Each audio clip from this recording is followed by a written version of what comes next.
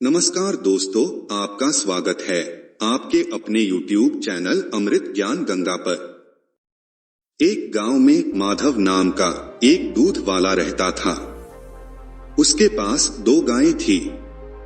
वह हर सुबह उनका दूध निकालता और पूरे गांव में घूम घूम कर दूध बेचा करता था। माधव का हर रोज का नियम था कि दूध बेचने के बाद उसके पास जो भी दूध बचता था उसे माधव रास्ते में शिव जी के मंदिर में शिवलिंग पर चढ़ा देता था। उसका दोस्त राजेश हर रोज उसे ऐसा करते हुए देखता था। एक दिन उसके मित्र राजेश ने उससे पूछा कि तू इतनी मेहनत से पूरे गांव में दूध बेचता है, फिर जो दूध बच जाता है उसे शिवलिंग पर क्यों चढ़ा देता है? बाकी लोग तो पानी में थोड़ा सा दूध मिलाकर शिवलिंग पर चढ़ाते हैं। तुम भी बाकी बचे हुए दूध का दही, पनीर और घी बनाकर बाजार में बेचा करो, इससे तुम्हें बहुत फायदा होगा। माधव ने कहा, राजेश, मैं पूजा पाठ नहीं जानता। मैं तो भोले बाबा की भक्ति करता हूँ। मैं अनाथ हूँ और भोले बाबा को ही अपना पिता मानता हूँ, इसलिए मैं इन्हें दूध चढ़ाकर इनकी सेवा करता हूँ। भोलेनाथ की दया से मेरी गुजर बसर अच्छे से हो जाती है। राजेश उसे बहुत समझाता है, लेकिन वह नहीं मानता और हर दिन बचा हुआ दूध शिवलिंग पर चढ़ाता रहा। एक दिन वह शिवलिंग पर दूध चढ़ा रहा था, तभी मंदिर के पुजारी ने कहा, बेटा, तू हर दिन महादेव का अभिषेक दूध से करता है, तेरी क्या मनोकामना है जिसके लिए तू यह सब कर रहा है? माधव ने कहा, पुजारी जी, मुझे भोलेनाथ से कुछ नहीं चाहिए। मैं पूजा पाठ तो जानता नहीं हूँ। मैंने कुछ लोगों को पानी में दूध मिलाकर चढ़ाते देखा तो मुझे लगा कि भोलेनाथ जी पानी मिला दूध पीकर कमजोर ना हो जाएं, इसलिए मैं इन्हें शुद्ध दूध चढ़ा देता हूँ। यह सुनकर पुजारी बाबा हंसने लगे। वह माधव के भोलेपन और उसकी अनोखी भक्ति से बहुत हैरान थे। एक दिन गांव में बहुत बारिश हो रही थी। बारिश के कारण माधव गांव में दूध बेचने नहीं जा पाया। उस दिन उसका सारा दूध बच गया। वह सारा दूध लेकर मंदिर में पहुंच गया और सारा दूध भोलेनाथ को चढ़ाने लगा। वहां पुजारी बाबा ने उसे रोका और कहा, बेटा, इतना दूध चढ़ाएगा तो सारा दूध पानी की तरह बह जाएगा। तब माधव ने कहा, बाबा, यह तो मेरा रोज का नियम है, इसे मैं कैसे छोड़ सकता हूँ? मैं दूध घर वापस नहीं ले जा सकता हूँ। तब पुजारी बाबा ने कहा, तब तुम सारे दूध की खीर बनाकर भोले बाबा को भोग लगाओ और खीर सारे गांव में बांट दो, इससे तुझे बहुत पुण्य मिलेगा। माधव को पुजारी की बात अच्छी लगी।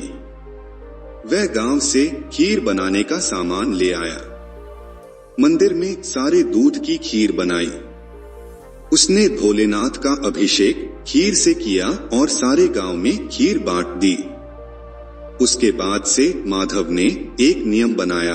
वह हर रोज बचा हुआ दूध शिवलिंग पर चढ़ा देता था और महीने में एक बार दूध नहीं बेचता था। वह उस दिन सारे दूध की खीर बनाकर भगवान को उसका भोग लगाकर गांव में बांट देता था। इधर कैलाश पर्वत पर भगवान भोलेनाथ ने यह सारी बात मां पार्वती को बताई। तब पार्वती जी ने कहा, आपका भक्त कभी आपकी पूजा नहीं करता और ना ही कभी आपका नाम लेता है। केवल दूध और खीर से अभिषेक करने से ही आप उससे कैसे प्रसन्न हो गए? भगवान भोलेनाथ ने कहा कि पार्वती, उसकी निश्चल भक्ति ने मेरा मन जीत लिया है। इस संसार में हर कोई मेरी भक्ति और पूजा किसी कामना से करता है, लेकिन मेरा यह भक्त मुझे अपना पिता मानकर मेरी पूजा करता है और यह मेरी चिंता करता है कि कहीं पानी मिले दूध से मैं कमजोर ना हो जाऊं, इसलिए यह मेरा अभिषेक शुद्ध दूध से करता है। पार्वती ने कहा, महाराज, तब हमें इसकी परीक्षा लेनी चाहिए। भक्त की परीक्षा लेने के लिए भगवान शिव और मां पार्वती ने सेठ सेठानी का रूप लिया और माधव के घर पहुंच गए। भगवान शिव ने माधव से कहा, दूध वाले, हम तुमसे हर दिन सारा दूध दुगने दाम पर खरीद लेंगे और दूध बेचने के लिए तुम्हें पूरे गांव में भागना भी नहीं पड़ेगा। हमारे नौकर यहीं से दूध ले जाएंगे और यही तुम्हें उसका मूल्य दे देंगे। यह सुनकर माधव ने कहा, ठीक है सेठ जी, लेकिन मैं तुम्हें सारा दूध नहीं दे सकता। मेरी गायें जितना दूध देंगी उसमें से थोड़ा दूध मैं भोलेनाथ के अभिषेक के लिए रखूंगा, बाकी आप चाहे तो खरीद सकते हैं। तब पार्वती जी ने कहा, हमें तो बहुत सारा दूध चाहिए, इसलिए सारा दूध दे दो, भले ही दाम 4 गुना ले लो। माधव बोला, नहीं, मैं अपने भोलेनाथ को भूखा नहीं रख सकता। तुम्हें दूध लेना हो तो लो, नहीं तो चले जाओ।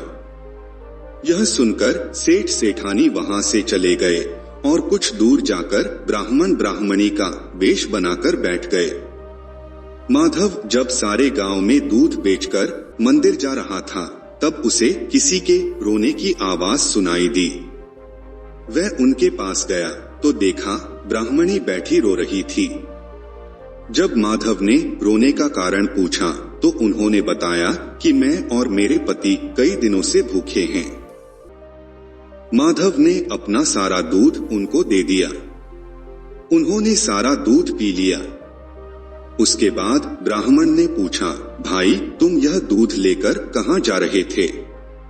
तब माधव ने मंदिर में अभिषेक की बात बताई।